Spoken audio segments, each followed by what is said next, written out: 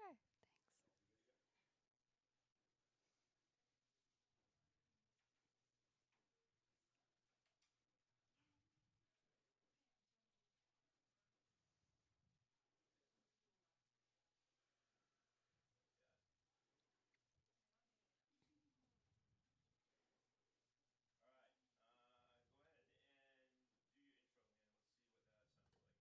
Thank you for joining us. This is Buzz Media. We're here to interview Mrs. Dow and Mrs. Damon about Arts Gala.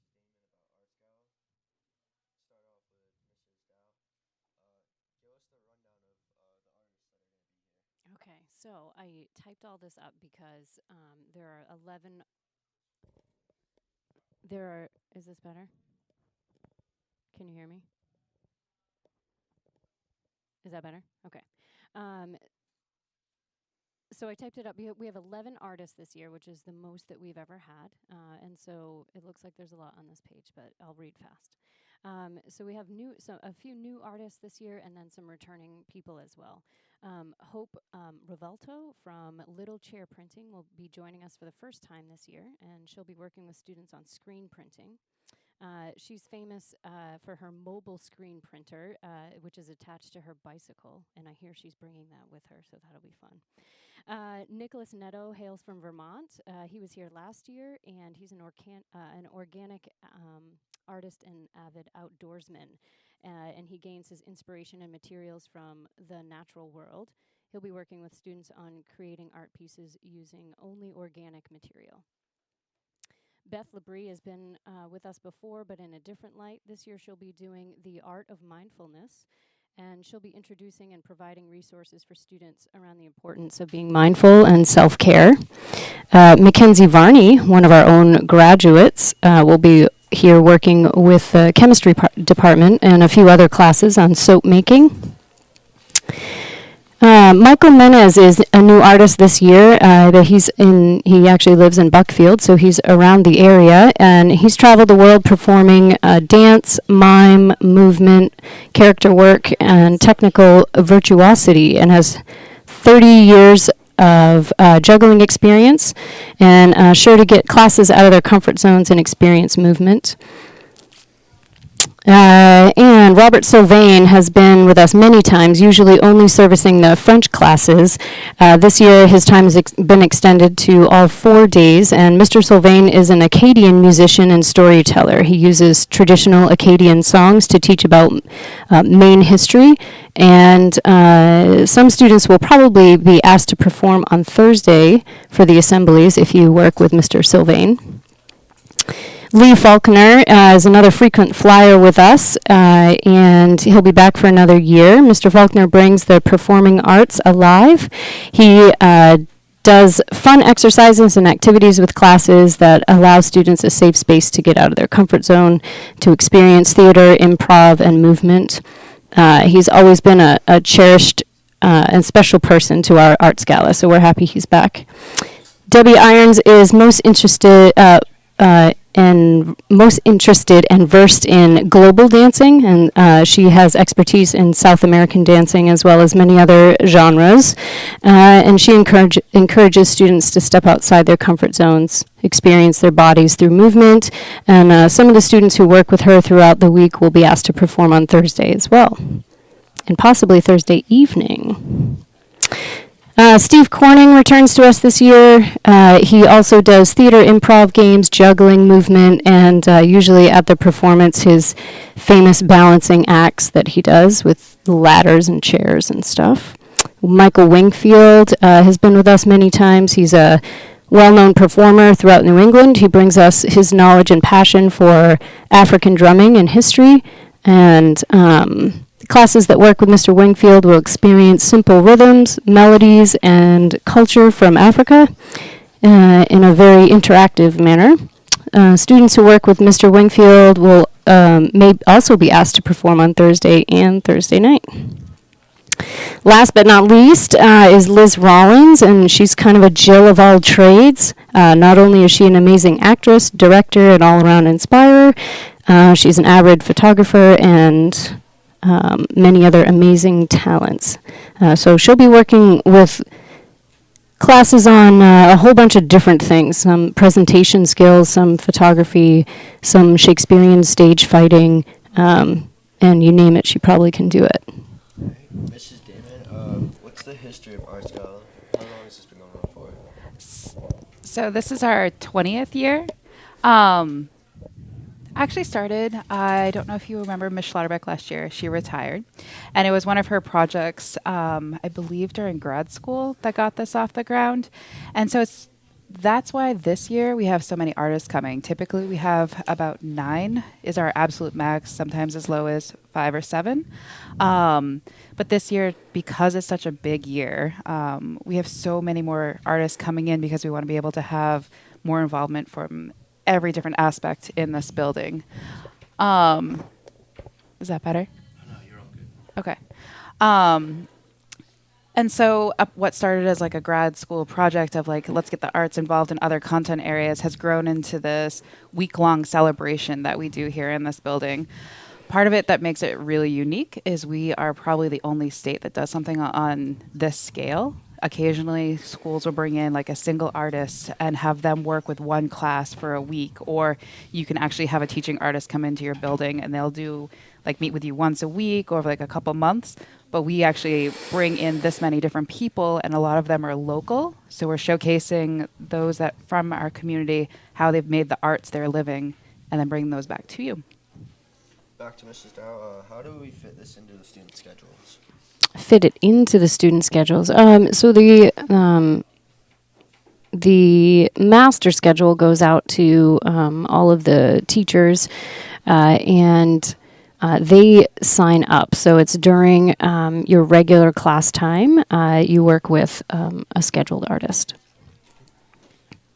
Mrs. Damon, why is Arts Gala so important? I love it. It's not every day that you get to see how someone has made this part of their life and we have a really unique experience to be able to have these people come in and share what they love to do on a daily basis right here in your class. So whether you're in a science class, a history class, they're taking the content hopefully and finding a way to bring that to life for you in something that they made a career out of. For what most of them is play. And how does that play end up being able something that they can make into a career? So it's just a really unique, fun thing for us to be able to do for you. What's your favorite part of Arts Gala? My favorite part of Arts Gala is seeing students and teachers and staff members outside of their comfort zones and doing things that they might not always do. And especially in the light of performing.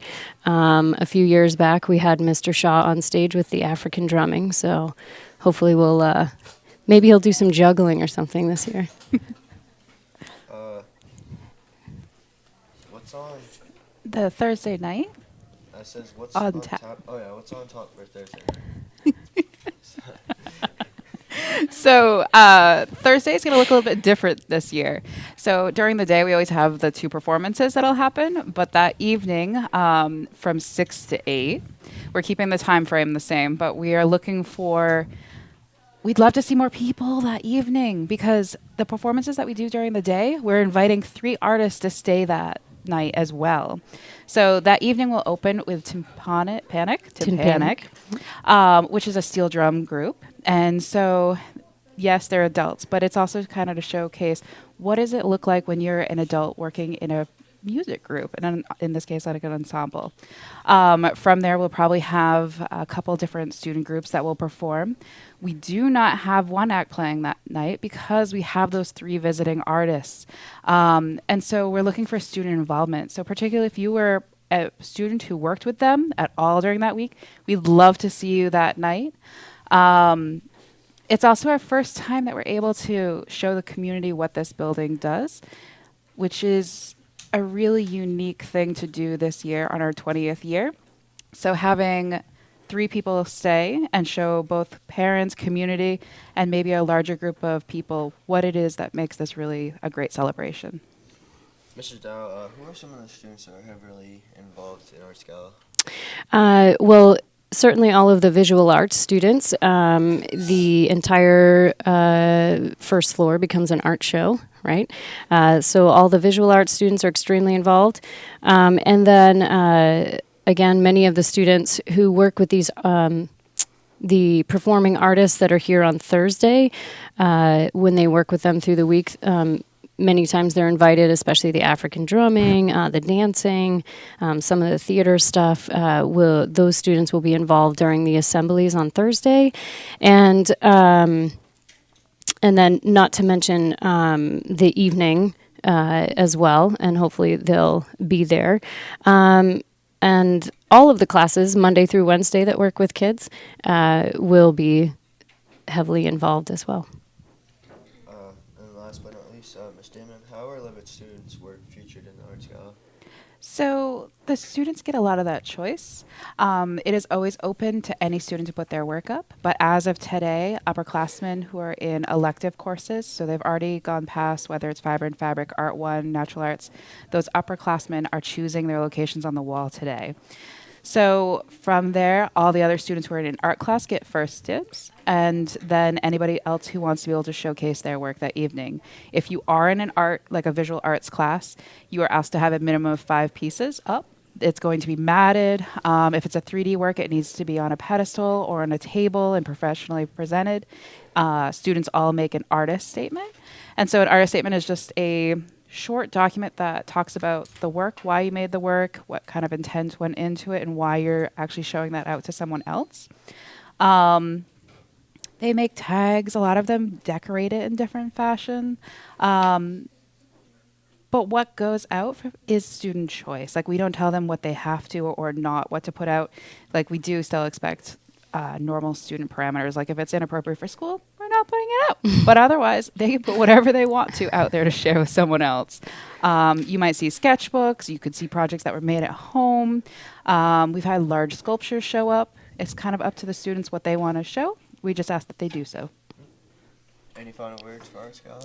Yeah, I would just like to do a shout out. This wouldn't be possible without the Levitt trustees who support us year after year, and also the school board, and of course the staff and administration and custodial staff as well. And so much appreciated for allowing us to have a week to celebrate the arts.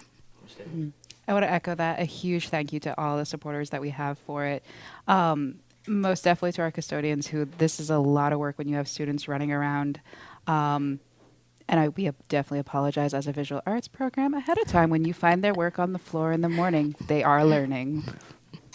All right. Thank you for listening to Buzz Media. I'm signing off. Thank you. Thank you.